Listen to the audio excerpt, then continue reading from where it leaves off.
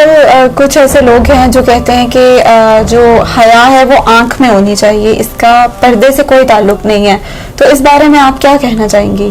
جی بے شک آنکھ میں بھی شرم و حیا ہونی چاہیے. سب سے پہلے تو آنکھ میں ہی ہونی چاہیے شرم و حیا، مگر آنکھ میں شرم و حیا اس بات کے لیے ناکافی ہے کہ انسان حجاب چھوڑ دے. اگر صرف آنکھ میں ہی شرم و حیا بہت ہوتی تو خداوند متعال قرآن مجید میں عورتوں سے یہ نہ کہتا کہ دیکھو تم اوڑھنی اوڑھ لو، محرموں کے علاوہ تمام نان محرموں سے پردہ کر لو. کیونکہ شرم و حیا آنکھ میں ہونا ضروری ہے. حیا اور شرم عورت کا زیور ہے. مگر جب ایک انسان کسی کی طرف دیکھ رہا ہے، اگر میری آنکھ میں شرم ہے، حیا ہے، مگر جو سامنے کھڑا ہوا دیکھ رہا ہے وہ کس آنکھ سے، کس نظر سے دیکھ رہا ہے، کس غلیظ نیت کے ساتھ دیکھ رہا ہے، میری آنکھ کی شرم حیا وہاں پر ناکافی ہو جائے گی. اس لیے جسم کو، سر کو چھپانا، حجاب کرنا ضروری ہو جاتا ہے.